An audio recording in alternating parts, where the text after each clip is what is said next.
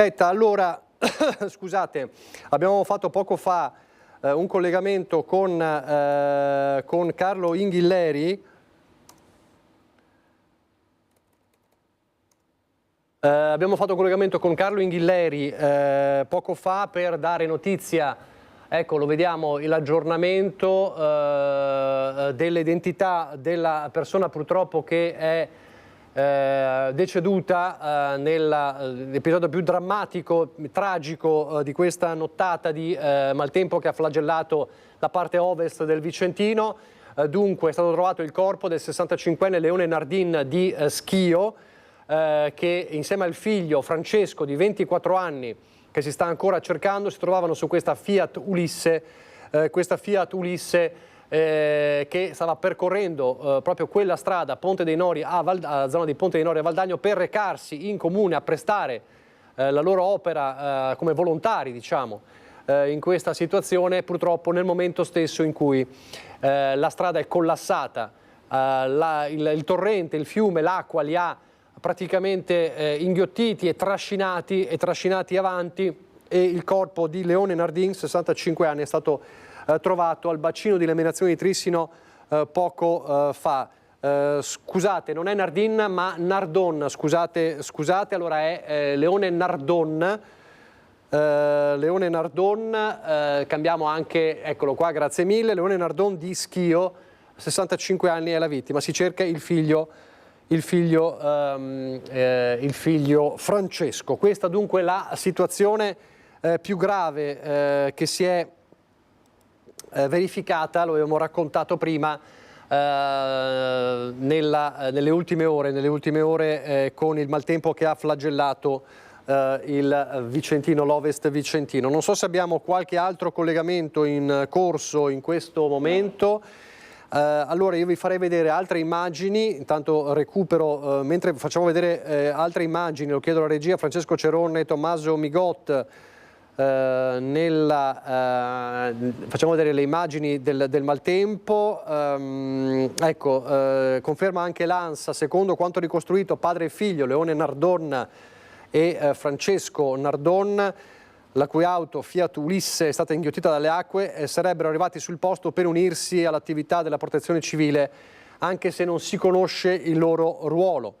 Le ricerche dopo il ritrovamento del corpo di Leone Nardon, proseguono lungo il torrente Agno, che rimane in piena, molto impetuoso, ma soprattutto alla luce del primo ritrovamento, essendo trascorse molte ore a valle per oltre una decina di chilometri. Scusate, 34 anni il figlio, non 24, ecco, eccolo qua, il figlio 34enne.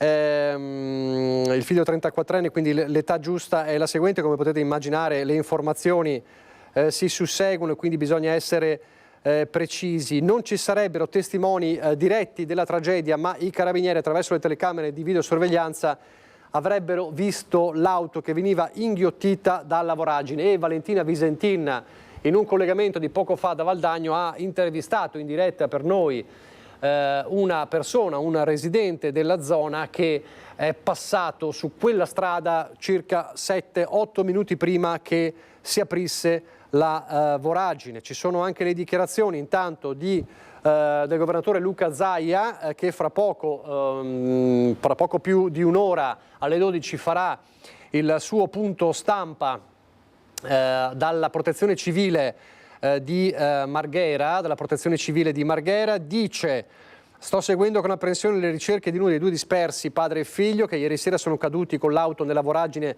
di Ponte dei Nori a Valdagno. Per l'altro purtroppo le speranze sono già finite, il corpo è stato individuato nel bacino di laminazione di Trissino, 10 km più a valle. Le squadre dei sommozzatori sono a lavoro per il recupero, l'hanno recuperato poco fa. Esprimo il mio cordoglio alla famiglia e alla comunità di Valdagno, che in questo venerdì santo viene colpita tanto duramente da un'ondata di maltempo eccezionale per violenza e quantità di pioggia caduta. Ringrazio la protezione civile regionale, il genio civile, tutti i volontari e gli angeli del soccorso che in queste ore stanno lavorando nella Valle dell'Agno e nelle aree colpite da maltempo. Il genio civile di Vicenza in particolare ha aperto in serata le casse di espansione di Montebello, Trissino e Caldogno per contenere la piena del Bacchiglione, Ancora una volta, sottolinea Zaia, queste opere di difesa del suolo hanno salvato il Vicentino dalle conseguenze del maltempo. Evidentemente sarebbe stato molto più tragico e drammatico il bilancio. Sottolineo, solo per far comprendere la portata dell'evento meteo, che sono caduti in media oltre 100 mm di pioggia sull'ovest vicentino, con picchi a Valle del Pasubio 134 mm e a Staro 191 mm, su terreni che da lunedì avevano già assorbito già da 70 a 120 mm d'acqua. Questo dunque il messaggio di Luca Zaia, che ha espresso ovviamente anche le sue condoglianze alla famiglia e diciamo il suo messaggio di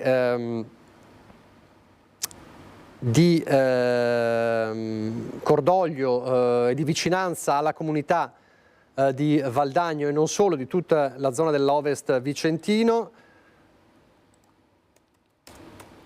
Allora dovremmo avere un collegamento in collegamento al telefono fra pochissimo il deputato Silvio Giovine, parlamentare Silvio Giovine. Buongiorno.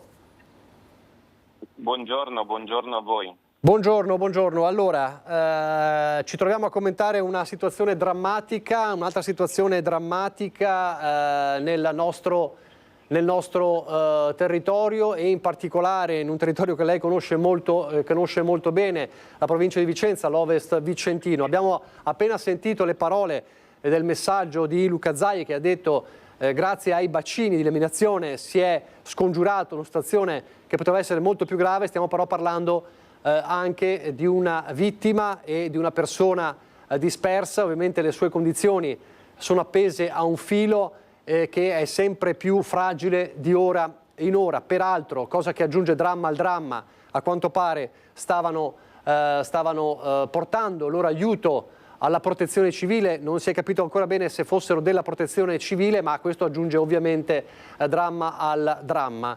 Allora, cosa possiamo dire?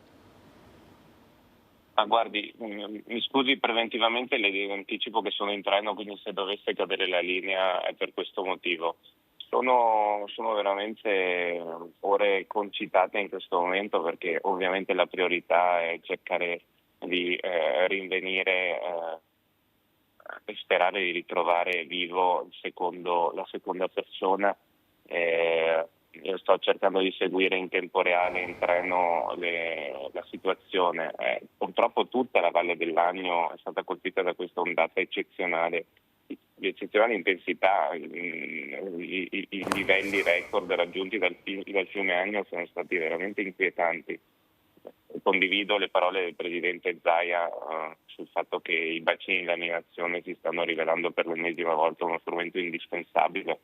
E chiaramente c'è da ringraziare fin d'ora i vigili del fuoco, le forze dell'ordine, tutti gli operatori, i volontari che si stanno mettendo a disposizione delle comunità colpite, che purtroppo sono diversi. Tutti i comuni della Valle del Lagno sono stati interessati.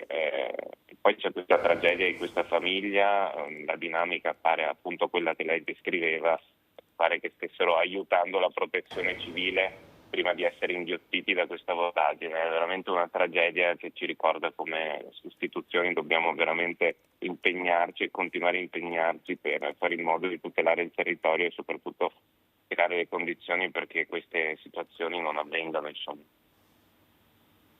Ecco, l'importanza di capire che ormai la situazione è cambiata, questo l'abbiamo capito da Vaia in poi. Come si può fare per evitare che, come si può dire, ci sia l'angoscia ogni volta che si vede un'allerta? In questo caso era un'allerta gialla peraltro, quindi non un'allerta arancione che poteva far pensare al peggio, ma purtroppo in questo caso è caduta tanta pioggia come non ne cadeva in pochissimo tempo. È sempre la solita situazione, le cosiddette bombe d'acqua. C'è bisogno di ripensare anche il consumo di suolo nel nostro territorio. Già c'è, diciamo, una legge di consumo zero, ma ci sono anche tante deroghe. Bisogna fare qualcosa di più, secondo lei?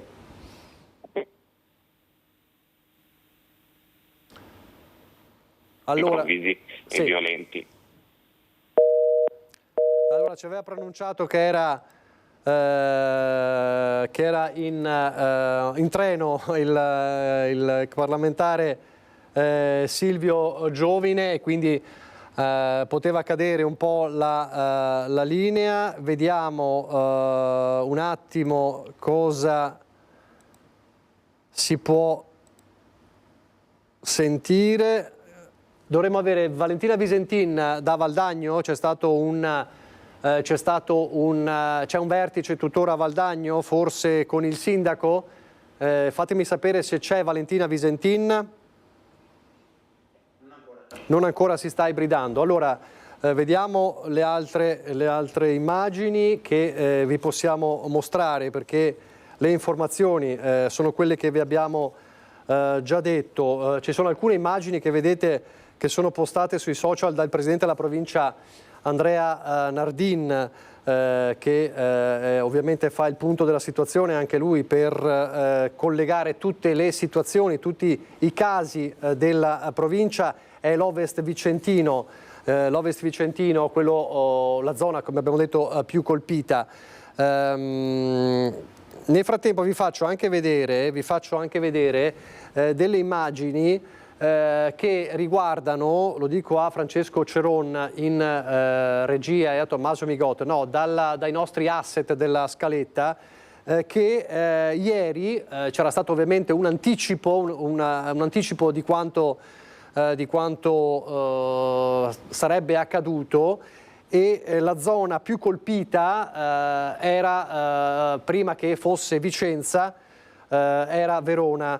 Una tromba d'aria, guardate, era la tromba d'aria che ha colpito la zona sud di Verona, danneggiando alcune serre. Questa è l'immagine della tromba d'aria che ha colpito la zona sud di Verona ieri pomeriggio, ed erano stati 40 gli interventi dei vigili del fuoco per alberi caduti e danni soprattutto da vento. Oltre 40 interventi nel veronese ieri pomeriggio, operazioni che avevano riguardato alberi abbattuti, tetti scoperchiati, pali della luce caduti e cavi elettrici divelti, in alcuni casi con ripercussioni anche sulla viabilità e sulla sicurezza pubblica. Questo accadeva nel veronese prima che si scatenasse l'inferno nel Vicentino. Andiamo da Valentina Visentin a Valdagno. Con chi sei?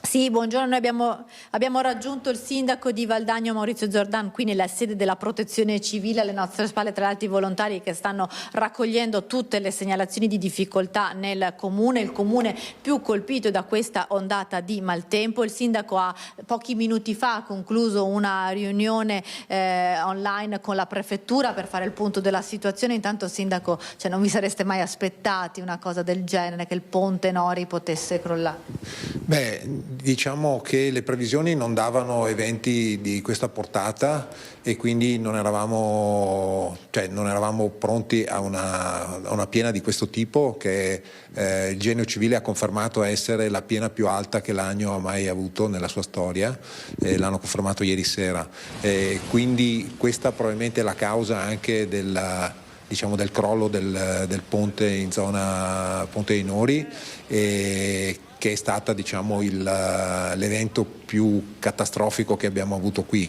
Poi ci sono aggiunte le frane che abbiamo, gli allagamenti, alcune strade che sono ancora inagibili e alcune case che abbiamo dovuto evacuare.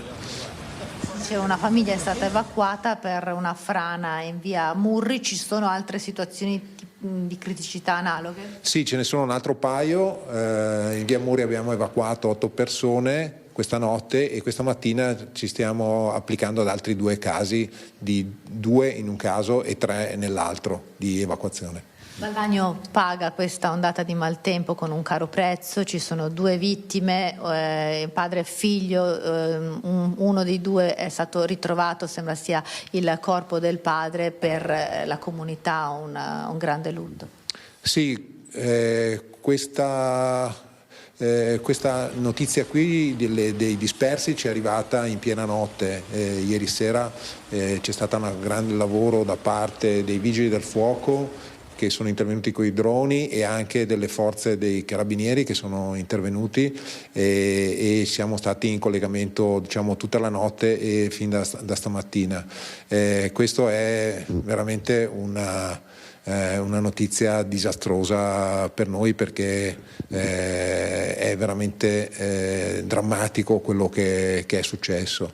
Adesso, diciamo, quello che mi sento di dire, oltre a ringraziare la Protezione Civile, Vigili del Fuoco, Carabinieri, i nostri servizi tecnici e tutte le persone che hanno aiutato finora, è di raccomandare ai cittadini di stare lontano per quanto possibile dai corsi d'acqua e lontano dagli argini, perché piene di queste dimensioni possono aver, diciamo, messo in difficoltà anche la tenuta degli argini. Stiamo verificando i ponti. Ecco, alla luce del vertice con la prefettura, ha delle informazioni da dare ai suoi cittadini, cioè quali sono i ponti da evitare, se ci sono delle chiusure stradali, in modo tale da poter usare anche questo microfono come megafono per raggiungere chi è a casa e si deve spostare? Allora, i ponti verificati sono già stati aperti. Se ci sono ponti chiusi, ovviamente non vanno utilizzati, e abbiamo chiuso anche la pista ciclabile, che è proprio è sull'argine del torrente, quindi è assolutamente da evitare,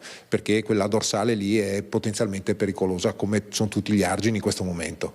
Sindaco, alla luce di quanto è accaduto, vi state già attivando per chiedere uno stato di emergenza? Sì, stiamo già intervenuti con la causa di forza maggiore questa notte, con interventi di somma urgenza, coinvolgendo anche ditte locali, e i nostri servizi tecnici prepareranno questo pomeriggio l'ordinanza. Allora, noi ringraziamo il sindaco di Valdagno, ovviamente poi ci sposteremo per raccontare le altre zone di criticità, restando ovviamente in attesa di sapere se verrà ritrovato anche il secondo corpo della seconda persona dispersa. Da Valdagno è tutto, linea allo studio. Va bene, allora grazie a Valentina Visentin. Torniamo in pubblicità, fra poco sentiremo al telefono anche il sindaco di Vicenza Giacomo Possamai. Pubblicità.